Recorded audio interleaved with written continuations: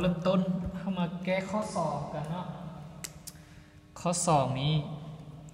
เขาให้คำถามมาว่าคะแนนกวดกาประจำเดือนวิชาคณิตศาสตร์ของนักเรียน12คนแมน3 5 9 4 8 6 x 4 7 10 2 5ซึ่งมีค่าเฉลี่ย 5.5 คะแนน x แมนค่าเท่าใดเนาะ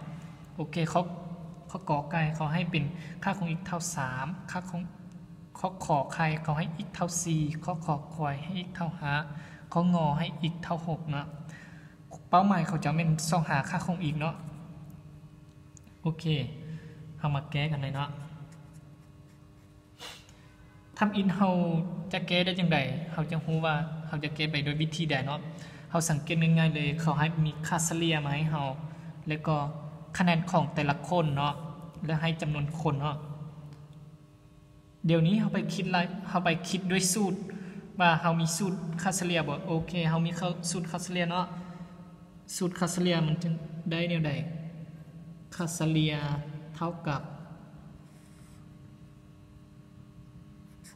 ผลบวกของคะแนนของแต่ละคนแต่คนที่1หาคนที่ n เนาะและหารให้จำนวนคนเนาะ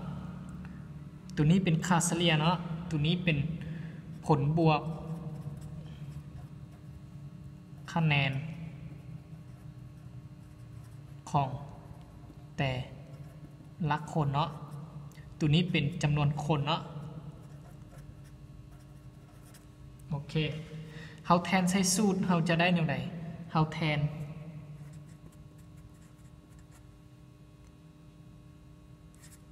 ใส่สูตรเนาะโอเคสูตรเขามีเท่านี้เขาได้ค่าเฉลี่ยก็คือ 5.5 เนาะเท่ากับผลบวกของคะแนนแต่ละคนก็คือเอาคะแนนแต่ละคนมาบวกกันเนาะ3บวกให้5บวกให้9บวกให้4บวกให้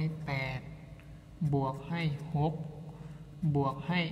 x ตัวนี้เป็น x เนาะบวกให้4บวกให้7บวกให้10บวกให้2บวก5เนาะหารให้จำนวนคนก็คือคนมี12คนเนาะโอเคเข้ามาคิดไล่พื้นฐานเลยเนาะตามพื้นฐานเอาเลยสิเนาะ